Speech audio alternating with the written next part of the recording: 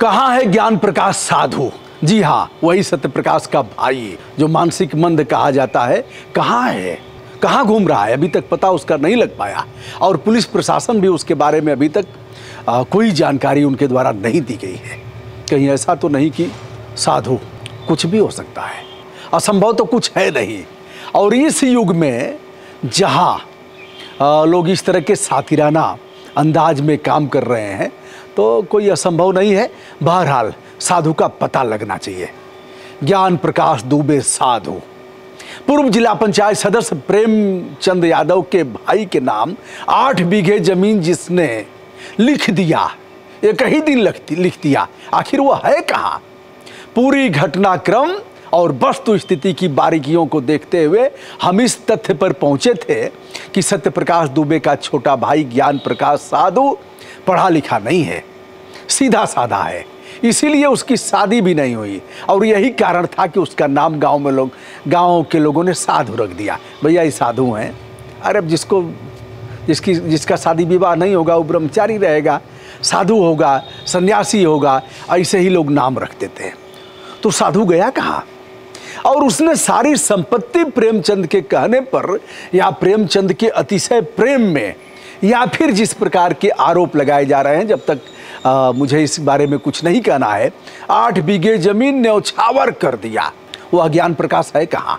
जहां तक प्रेमचंद की पत्नी किरण का कहना है कि साधु पंडित पागल नहीं है, उन्होंने सोच समझकर अपनी स्वेच्छा से हम लोगों को जमीन लिखा है। उनका दिमाग पूरी तौर पर ठीक है, उनकी भाभी और भाई की वजह से वो पागल बने हुए हैं। इसका मतलब भाई और भाभी जो दिवंगत हैं, दोनों लोगों ने इतना सताया कि वह पागल हो गया। चलिए मान लिया किरण की बात, तो साधु है कहाँ? पागल है नहीं साधु, साधु होशो आवास में लिखा है। 8 बीघे जमीन एक ही दिन लिख दिया, टुकड़े टुकड़े में नहीं लिखा। पता नहीं उसको इतना बड़ा रिएक्शन था परिवार से, या फिर कहीं वेश्यागमन करता था, क्या था मुझे नहीं पता, या किसी पर लुटाता था। ऐसे भी होता है, बहुत से लोग पहले होते थे, वो लोग जा कर के शेरवानी पहनते थे और फिर जाके मुजरा सुनते थे, लुटा देते थे। ऐसे कई लोगों को जानता हूँ, कुछ लोग अभी जिंदा भी हैं। प्रयास करूँगा कि उनको समाज के सामने हम लाएं। जाते थे वो बताते हैं कि कैसे कैसे हम लोग कहाँ कहाँ दाल मंडी में जाते थे और जहाँ जहाँ इस तरह का था नाच गाना का, वहाँ वहाँ जाते थे।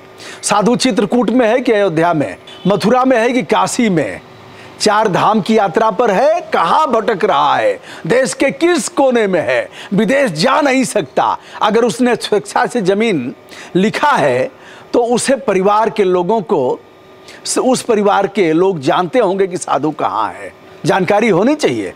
जहाँ कुछ दूर जमीन के लिए भाई भाई में जान की जनमरौल हो जाती है, नाली खड़ंजा खूंटा नाद चरण के लिए फौजदारी हो जाती है, एक ही पेट से पैदा हुए भाई भाई एक दूसरे के उसके प्यासे हो जाते हैं, बात नहीं होती है, शादी विवाह में नहीं जाते हैं, मरना जीने में नहीं जाते हैं, वहाँ इतनी बड़ी उदारता दिखाते हुए, सदा सहता त्याग की प्रतिमूर्ति बनते हुए प्रेमचंद के परिवार के प्रति समर्पण की उत्कट परिभाषा को लिखते हुए यदि साधु ने 8 बीघे जमीन एक ही दिन लिख दिया तो कम से कम उसकी जानकारी तो दिवंगत प्रेमचंद यादव के परिवार के लोगों को होनी चाहिए। पूछता हूं कहां गया साधु? जिला प्रशासन से पूछता हूं साधु कहां गया? देवरिया के पुलिस अधीक्षक से जानना चाहता हूं साधु कहां गया? और डीएम से पूछना चाहता हूं साधु कहां गया? प्रदेश की शीर्ष कुर्सी पर बैठे हुए उस सन्यासी से भी पूछना चाहता हूं कि साधु कहां गया? साधु के पास कम से कम अगर डिजिटल से वह ठीक है, अगर नहीं होगा, जैसा कि प्रेमचंद की पत्नी कह रही कि साधु मूर्ख नहीं थे, पागल नहीं थे, तो कम से कम ठीक है, अगर एंड्रॉयड फ़ोन उनके पास न हो तो 1000 वाली मोबाइल तो होनी ही चाहिए, जिसमें फ़ोन आ सके तो वह रिसीव कर सकें और फ़ोन कर सकें कहीं। अभी तक साधु बाबा का पता नहीं लग पाया है। संभव है नेट न चलाना जानते हो तो उतना तो पता ही होगा कि 800-900 की जो मोबाइल आती है, इतना प्रेमचंद के परिवार के लिए किया तो एक तो मोबाइल तो दिए ही होंगे, नंबर इस परिवार को पता ही होगा, तो फिर इसका भी खुलासा होना चाहिए। उत्तर प्रदेश के देवरिया में इतनी बड़ी घटना होने के बाद भी अभी तक पुलिस प्रशासन ने ज्ञान प्रकाश उर्फ साधु को नहीं खोजा। इस घटना के विषय में ज्ञान प्रकाश बहुत बड़ा राज खोलेगा, यदि ज्ञान प्रकाश साधु अपने बयान में बताता है कि हमने बगैर किसी दबाव के, बिना किसी बहकावे में यह जमीन प्रेमचंद यादव के परिवार के नाम लिख दिया है, तो फिर कोई बात नहीं। और यदि साधु बताता है, बयान देता है और कहता है कि हमें बहला फुसला कर धोखे में रखकर ऐसा किया गया है, तो फिर और भी बड़ी कार्यवाही प्रेमचंद के पीड़ित परिवार पर होगी। दोस्तों, ना काहू से दोस्ती, ना काहू से बैर। पूरी तौर पर प्रयास करता हूं ईश्वर को साक्षी मान करके कि जो कुछ भी कहूं सत्य कहूं, उसका अन्वेषण करके कहूं। हो सकता है मनुष्य हूं, गलती हो सकती है। निष्पक्ष विवेचन करने का हृदय से चाहता हूं इसे संपादित करना। उसके बाद भी अब लोगों का अपना अपना मत है, अपनी अपनी सोच, सबके अपने अपने अलग अलग आकाश हैं, भिन्न भिन्न तर्क और सोचने की सीमाएं हैं। जिसकी इच्छा जो कहे, बस हमें अच्छा प्रयास करना है स्वयं की सीमाओं के आधार पर। यानी हर विषय को हम टच नहीं कर सकते। अब लोगों का आता है, साहब वहाँ क्यों नहीं कर रहे हैं, गोंडा में हुआ है वहाँ क्यों नहीं कर रहे हैं, साहब बहराइच में, आप भैया कहाँ कहाँ करेंगे आप। अब जैसे कह देता हूँ, क्या आसान काम नहीं ना है यह कि 2 वीडियो 3 वीडियो करना, तैयार करना, फिर उस पर ध्यान भी रखना कि कहीं कोई चूक ना हो। छोटा काम नहीं है, 6 घंटे का काम है। 6 घंटे मेहनत करके तब 2 वीडियो आपके लिए मैं परोस पाता हूँ। अब हम बात करते हैं पुलिस और राजस्व के गठजोड़ में पिसते हुए आम आदमी की। यह दोनों का गठजोड़ है, अपवित्र गठजोड़ है। पहले तहसील दिवस लगता था, अब समाधान दिवस। जिसकी सरकार आती है अपने अपने ढंग से वह थानों का संचालन करता है, तहसील में अपने अनुसार कर्मचारियों और अधिकारियों की नियुक्ति करता है। समाजवादी पार्टी के सरकार में थाना दिवस का आयोजन होता था तो समाजवादी पार्टी के कार्यकर्ताओं को वहाँ बैठने के लिए अधिकृत किया गया था। जहाँ तक जेलों का सवाल है, हर सरकार जेल विजिटर नियुक्त करती है अपने कार्यकर्ताओं को। राज्य सूचना आयोग से लेकर के पिछड़ा वर्ग आयोग, अनुसूचित जात अनुसूचित जनजात आयोग और ऐसे तमाम पदों पर बैठाती है। ऐसे पदों पर अधिवक्ताओं की नियुक्ति की जाती है जो उसके भले ही पात्रता का आदर्श मानक न रखते हों। उसके बाद भी वकील साहब अपना जाएंगे, देखेंगे। यही सब कारण है दोस्तों। नामित पद पर प्रचारित नियुक्ति, यह चीज़ें नहीं होंगी। अब भले ही पात्रता के धारक न हो जाएंगे। कभी कहिएगा तो इस पर खुल करके बताऊंगा किनको किनको कैसे कैसे रखा गया है। जिला पंचायत सदस्य प्रेम यादव से ज्ञान प्रकाश साधु की निकटता बढ़ती है। निकटता उसके पहले दुबे परिवार से पहले से बताई जाती है। इन लोगों ने ग्राम प्रधान और जिला पंचायत सदस्य के चुनाव में भी उस परिवार का साथ दिया था। ज्ञान प्रकाश निपट निरक्षर जिसे बुद्धू कहा जाए तो कोई अतिशयोक्ति नहीं है। हम जो कह रहे हैं उस पर और भी विश्वास आपका बढ़ेगा, क्योंकि अभी तक साधु नहीं लौट के आया। कभी कभी नाराज होकर किसी के घर चले जाते थे, गांव में कभी कभी किसी के घर जाते थे। मानवीय संवेदनाएं हैं, लोक व्यवहार है। गांव में लोग खाना पीना खिला देते हैं, भोजन करा देते हैं। जैसा कि मैंने बताया, कभी घर से निकलते तो 1 पखवाड़ा, महीने 2 महीने पर घर आते। कभी कभार वे प्रदेश से बाहर भी चले। कई लोग कहे कि अगर ऐसा है तो प्रदेश से बाहर कैसे चला जाता है। अरे भैया, बहुत से लोग प्रदेश के बाहर चले जाते हैं और पता नहीं कौन सी ट्रेन पकड़ेंगे, चले आएंगे, भूल भटक के बरसों बरसों बाद आते हैं। तो ये आपके गांव में भी होंगे, हमारे गांव में तो हैं, हमारे अगल बगल भी हैं। तो हमारे एक भाई साहब हैं, बगल के ही हैं, तो कई दिन बाद आए, आके उलट गए चारपाई पर। तो बताए कि एक ठिगाजियाबाद देश है, वही जगह चल गए लली हैं।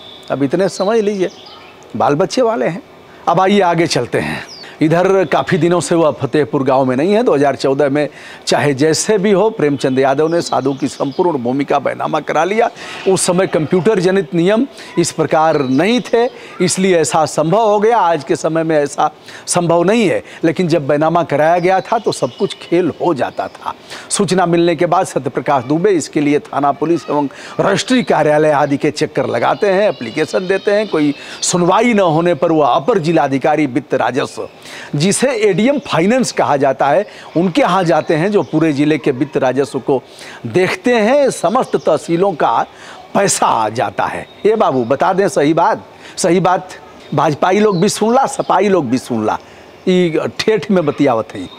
तब वो 2% लगत रहे, आजो 2% लगत है। केहू की छाती में ही दम ना है, केहू विधायक या मंत्री की कलेजा में ही दम ना है कि रजिस्ट्री के पैसा रोक दे। आजो खेलवा होत है, पहले खेल होत रहे। रुकवावे का औकात होके तो रुकवा ला लोग।